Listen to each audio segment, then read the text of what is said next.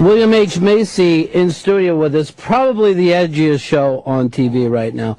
Sunday nights, 9 o'clock, Shameless. The Gallagher family. And, you know, this is why I got into this right away, is I think there's almost a family like that in every neighborhood in America. There's always that one family that everybody else is going, I don't know, but don't start any shit with them. I'm not sure you're right about that. I think there are many families in every single neighborhood like this. Yeah, they are, and your character, I think the thing that's amazing about Frank Gallagher is here he's not working, he's, you know, doing his thing, but every day is not an easy day for him. He's a hard-working guy. Yeah. I got the best job in Hollywood. I talk to a lot of actors. I say, would you do a TV series? They say, yeah, if I had your job, if I had your role. Frank Gallagher is a functioning but barely functioning addict, alcoholic with 6 kids. And you can't believe what they let me do on this show. It's outrageous stuff. It is outrageous, and yet the show still somehow, it is kind of family viewing at the end of it. You know? It's got a heart. It's got a huge heart. It makes me weep. So many of the episodes at the end of it, I'm teary-eyed because I guess the mom is gone and Frank is still around. Although in the second episode, in the second season, I'm living with some woman who lives down the street, and I think because he's an alcoholic and an addict, the kids bond, and so they're raising themselves, and it's got a great moral center to it. Well, that's the thing about it. Those kids are amazing on that show. And there's so many times where I'm like, that's a lot of water for this, you know, I don't know whether they're 8 or 10, how old some of the little kids are, but they'll get a really frightening storyline that goes on for a while. Absolutely. It's interesting, too. Every once in a while, last season, I'm going to do it again this season. When the first episode comes on, I had the whole cast over to my house, and the kids came, and you know, we knew where all the spots were. We'd hit pause. They have to leave the room. We'd play it on, and then stop again, and the kids could come back in. We had a no profanity clause at the beginning of the first season because you know the kids are 9 and 10. Right. And that lasted about one show, and then we said, "Fuck that." Right. Because they're street kids. I mean, the way that they play it on the air, you know, you can meet kids like that in real life. Well, they're growing up fast, these actors, and they're so good. Yeah, really, really strong cast. But for you, after so many years of doing theater and movies where you pick up a character, drop, did you have to fall in love with this character before you'd commit for so long? I had decided I wanted to do a TV show because I used to do a lot of independent films, and that whole genre is sort of fallen apart because there's a new paradigm. And I looked at about 4 or 5 things to do, and nothing really blew my skirt up until this script came in. John Wells sent it to me, and I read the pilot. It's based on a British series. I read the pilot, which John wrote, and I was sold. And your question's a great one. It turns out I love coming back to this character week after week. That asked me in 3 years whether I'm still having a good time, but right now, I love it, and I feel like there are depths to be plumbed here that are going to go on for a long time. But you're feeling like the kind of films that you were making aren't being made these days, that it's tougher and tougher to make. You know, they're still making indie films about a quarter of the number that they used to. But no one sees them. There's you can't put them in theaters. It's not cost effective. I just got tired of doing these noble efforts that no one saw. It just doesn't do it for me anymore. I want to be successful. I want people to see it. But if you get a call from a man at Paul Thomas Anderson, the Coens, you're going, right? I'm going. You're going. Yeah. Yeah. Because you've done such great work with so many great people. Yeah. And that's why I think it's even stunning to think, I mean, the fact that there has to be a market for those kind of films that we all love. It's just that somehow they're not getting out there. it changed. Everything changed. It used to be you could make an independent film, and people bought and collected, back in the old days, VHS tapes and then DVDs. They would collect them. Mm-hmm. Now you can get a film online for $1.25. Well, that ain't going to pay for any independent film. So there is still a market. People really want to see them. There are still people willing to pay for them. And there are actors that want to act in them. It will go to the internet somehow. You'll say, want to watch a movie, honey? And you'll turn on 1 to 2, maybe 3 different platforms, and there will be a list of films, and you'll hit independent films, and it'll cost you $15, and you can see it as many times as you want.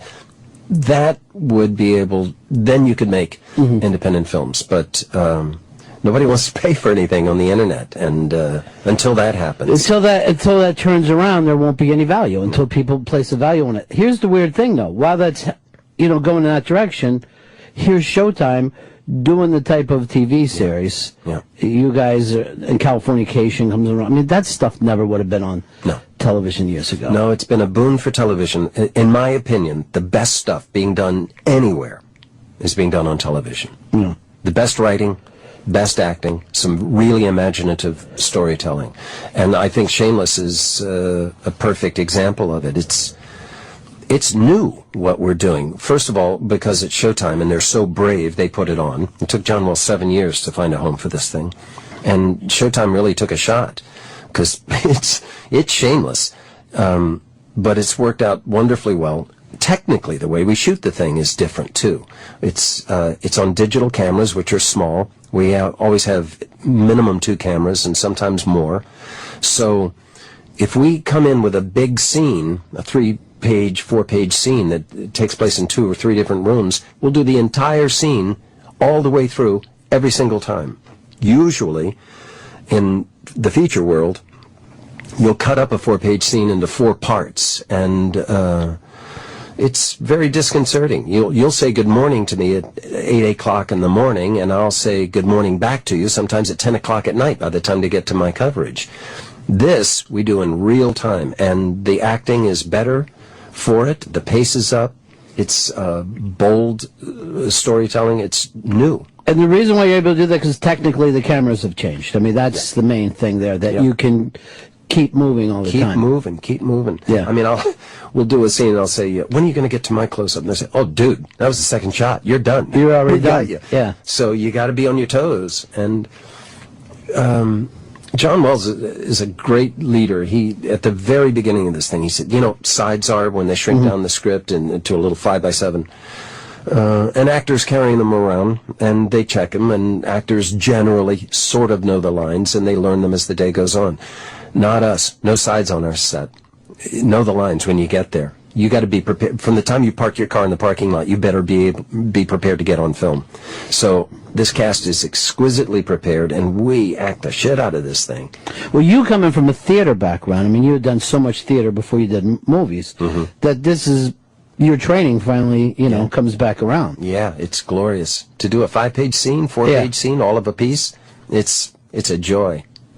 Where do you go, though, if you don't have it? Are there days where you're like, I'm here, I'm a pro, but this is not my ace day, Well, you can hide that a little bit in movies, I guess, Yeah, that's what we're underpaid for, to be there. Yeah. To be on time, to do it, no, to hear it. I'm not feeling it today. Yeah. Who gives a shit, man? You're getting paid a lot of money. Show up, do it. You got to come out swinging. Yeah. It's a great cast all the way around, and the stuff that you do with the kids is great, but then the side stuff with Joan Cusack Isn't she a treasure? She's amazing, and has been forever. I don't know whether I've ever sat down and watched something she's done where I didn't say, oh, that's just dead on. She's so bizarre and odd. She's got a wicked sense of humor and a great comedian. But then she'll, on a dime, turn the thing around, and it's heartbreakingly truthful and real. I don't know how she does it. Yeah, there is something incredibly touching about her. And then the way she treats Frank and you know what I mean? Like, you're just like, dude, this better fix you. There was a great moment in the first season. Mark Millard, who is our primary director, has this habit. He says, well, I'm satisfied, one for yourself. And that's when, if you want to ad-lib it or change it up somehow, usually nobody does anything. We do it exactly. Right. But we did this scene last year where I've slept with my son's girlfriend, and he found out about it, and he beats the crap out of me. So I'm lying on the couch being ministered to by Joan, and I'm lying to her. I say, it was over money. I told him I'd pay him back. He just went nuts. I don't know. It's because I slept with his girlfriend, but I don't say that. So we did take after take, and we got it, and Mark said, well, I'm done. One for yourself. And we started the thing, and I looked at Joan, and I adore her so much, and it just popped into my head. And I started to lie about why my son had beat me up. And I looked at her and I said, you know, when it's all said and done, you're the only one who cares anything about me. And she welled up with tears.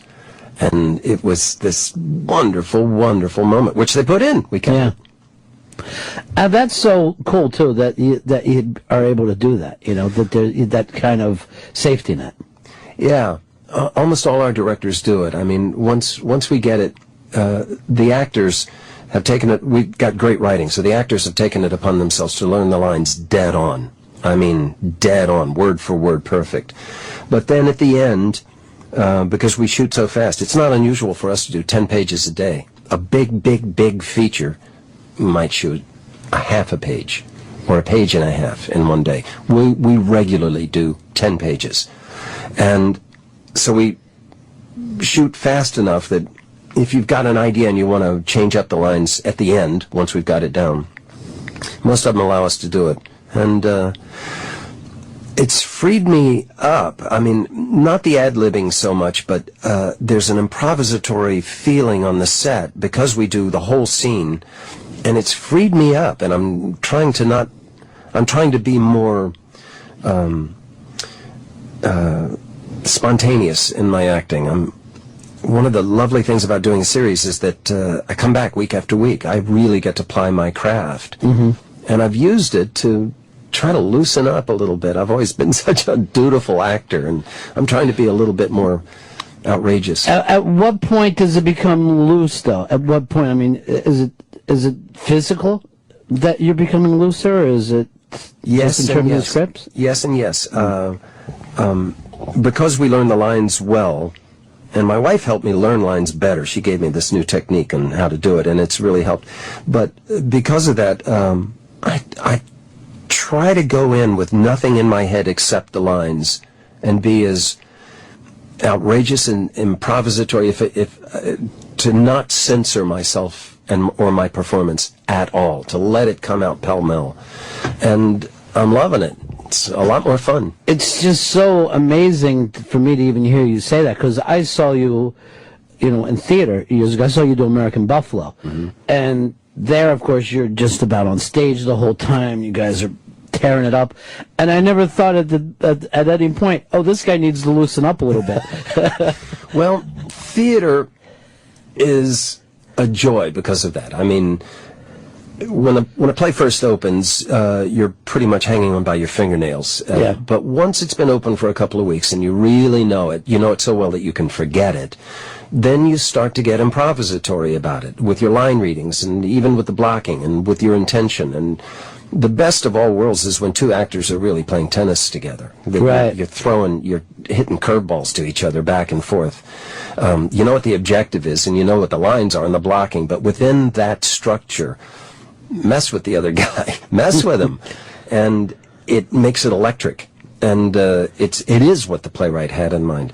When you do a film, you've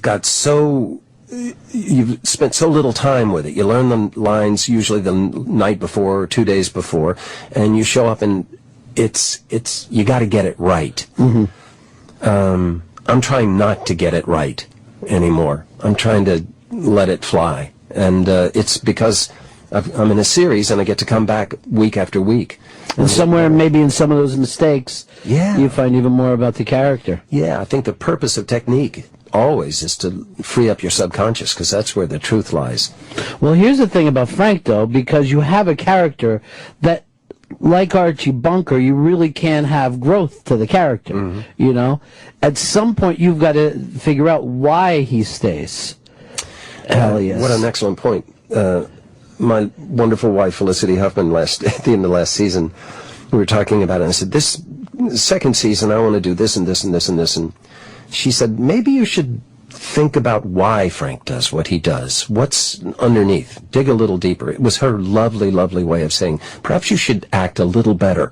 And she was exactly right. And I went to the writers and I said, I'd like to dig a little deeper here. You know, Frank was outrageous in the first season, and I had these wonderful monologues, but it occurred to me that the story stopped while Frank held forth on some Archie Bunker kind of monologue. And I also noticed that most of them got cut considerably in the final cut. So I said, you know, give me some juice here. And boy, did they step up to the plate. You can't believe what I got to do this year. Well, one of the things that I liked about Frank, too, right away, is that he sees a big picture, not his own life, but Obama done this, and here's where the country has gone wrong. Here's where the generation shit. I'm like, this guy couldn't have more problems himself. I know. Not ready to fix one of them. I know. He holds forth. Yeah. It's funny, and they give me great stuff to say. I don't think Frank believes a lot of it, but he says it anyway. But Shameless is the perfect title, though. There's no time that Frank or even the kids wake up in the morning and go, why did I do that? You know what I mean? Emmy Ross and Joan Cusack and I were talking about it, and Joan kept saying, it's the perfect title because think about it. I mean, you want to live your life shamelessly. Right. Who wants to live their life with shame? And on the other hand, some of the stuff we do is shameless. Yes. So it's a double entendre. Well, it's a fantastic show. Sunday nights, January 8th is this season's premiere. Also, you go on demand and see all last season, and you'll catch up very, very quickly and be ready for it if you haven't seen it yet. Thank you so much for stopping by. I've been a fan for a long, long time and love the show, man. Thank you. See you next time through. You bet.